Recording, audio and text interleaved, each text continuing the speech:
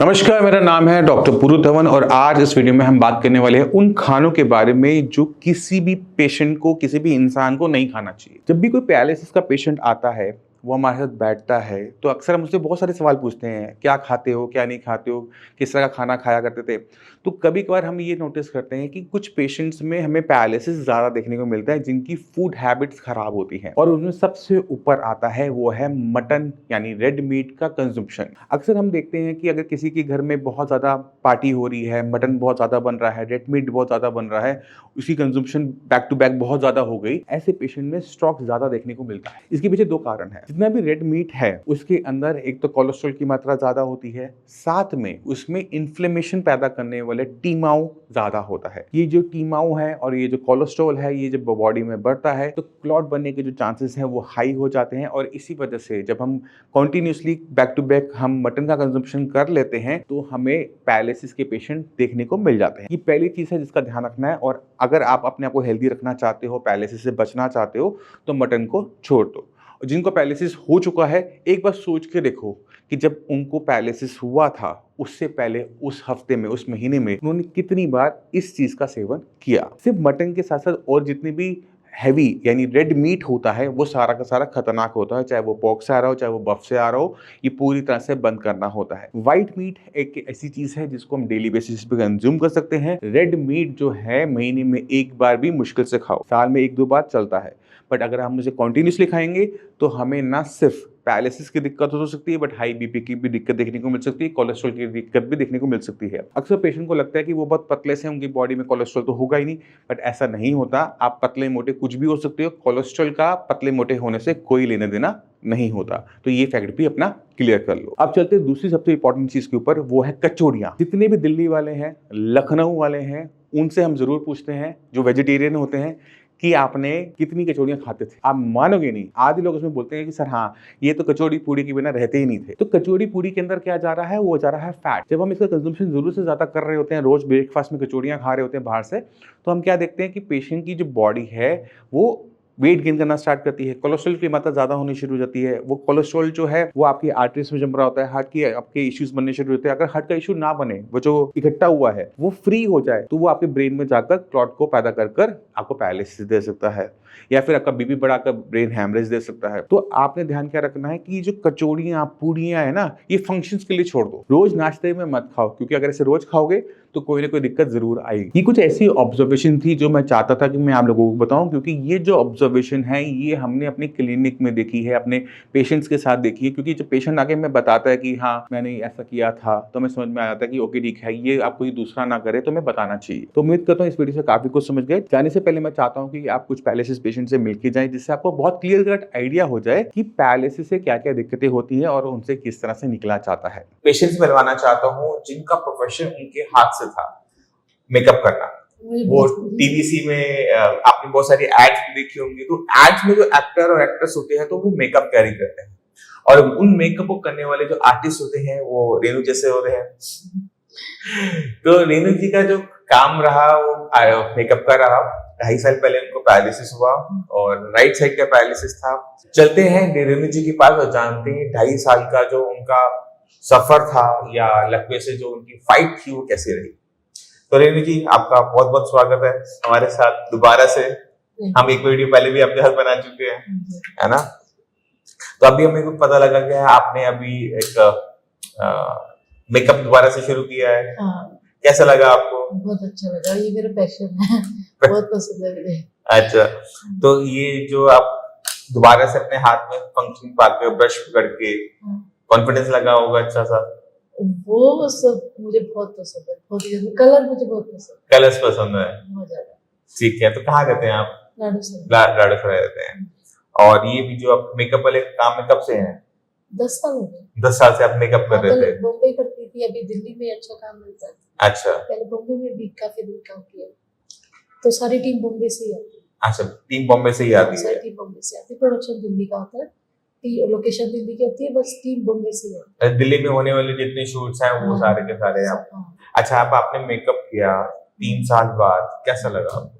बहुत अच्छा लगा, मैं उस दिन बहुत खुश हुई थी, लेकिन 2 दिन तक उठ नहीं पाई बिस्तर से, थकावट इतनी हो जाती है। थकावट ज्यादा हो जाती है। तो कितनी देर खड़े रहना पड़ता है आपको मेकअप के लिए? एक लड़के के मेकअप में हेयर मेकअप दोनों 1 घंटे में हो जाते हैं। 1 घंटे में हो जाता हाँ, हो है। जाता है। और आपको पहले कितना टाइम लगता था? अब थोड़ा सा टाइम लगा था, 1 घंटा भी नहीं लगा, शायद आधा पौना घंटा लगा था। पहले कितना लगता इतना था? ही लगता है, मेकअप में टाइम लगता है सेट होने में। मेकअप में टाइम उतना ही लगा हाँ, टाइम उतना ही लगा। और बस थकावट ज्यादा हो गई। ये है कि बैठने से स्टेमिना खत्म हो गया ना, पहले ये मेकअप वाला काम रोज करते थे। पहले तो मैं 10-10 मेकअप एक साथ करती थी। हाँ, अब वो स्टेमिना चला गया ना, अब स्टेमिना दोबारा से बिल्डअप करना पड़ेगा। वही स्टेमिना की प्रॉब्लम। अब लोड नहीं लेना है एकदम खूब सारा, धीरे धीरे लोड बढ़ाना है, ठीक अभी है? थोड़ा रेस्ट पे हूँ, थोड़े दिन बाद देखूंगी। अभी तो 2 घंटे को जिद करने लग गया कि आप आ जाओ, इमरजेंसी मुझे कोई मिल नहीं रही है।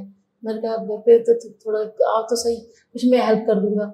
बोल भी रहा था मैं हेल्प करूंगा ना, मैं खुद कर लूंगी। वो काम Confidence है। जो अनाड़ी होता है वो हेल्प करे तो काम खराब करने वाली बात हो हाँ, जाती है। वही वही मेकअप सामान की वैनिटी वो लेके आया था। अच्छा। मेरे को सिर्फ हेयर की 1-2 चीज लेके जानी पड़ी थी। हाँ, बोला कोम और 1-2 मतलब मशीन ले आओ, बस हाँ। आप आ जाओ और मैं आपकी हेल्प कर दूंगा, बस मेरा काम बनवा दो, मेरा काम बिगड़ जाएगा। अच्छा, तो अभी भी शूट बहुत क्या लोग- किस चीज का शूट था? ये स्टिल फोटोग्राफी। 4 टी-शर्ट थी, 2 लड़के ने बदले, 2 लड़की ने खत्म। अच्छा, हाँ, जैसे पूरा दिन का होता है तो 2,500-3 हज़ार रुपये मिलते हैं। तो बोला कि कोई नहीं, 2 घंटे के 1500 दे दूंगा, आप आ जाओ बस। अच्छा। तो फिर मैं चली गई। मैंने कहा चलो किसी का काम बिगड़ रहा है तो बना के आ जाऊँ, थोड़ा हिम्मत करके चली गई। ये मेरा पैशन है। कॉन्फिडेंस आ जाता है ना, हाँ। जब आपने खुद अपने हाथ से कर लिया और वो वाला काम कर लिया जो आपको पसंद है। बहुत पसंद है अच्छी बात है। खाना बनाना, और ये तो मेरा बहुत शौक है। खाने में क्या बनाते हो? सब कुछ, कोई चीज, बस चिकन छोड़ के कुछ भी। चिकन छोड़ के? हाँ, चिकन कभी बनाया नहीं। और चिकन तो आपको खाना चाहिए, चिकन फिश तो आपको खानी चाहिए।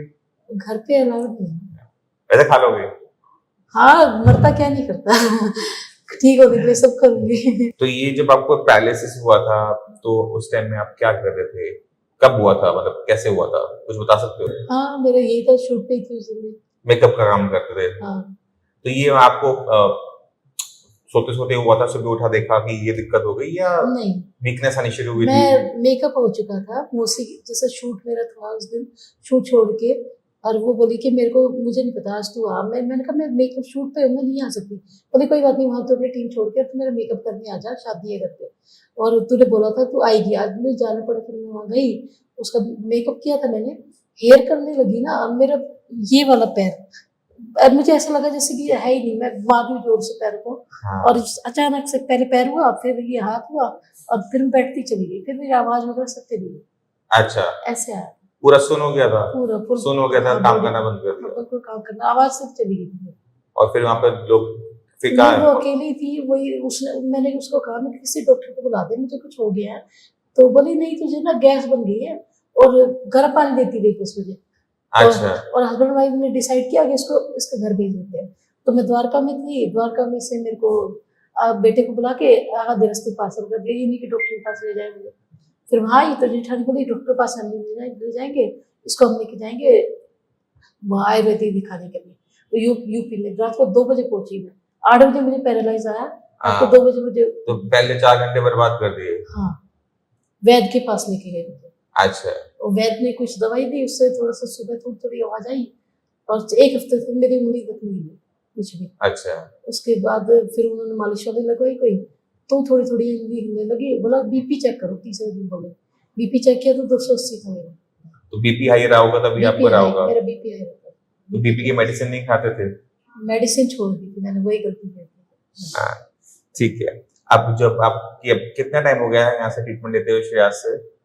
5 महीने हो गए, 6ठा महीना। ये 6ठा महीना है। और 5 महीने पहले क्या कंडीशन रही आपकी? पहले तो मैं चल ही नहीं पाती थी।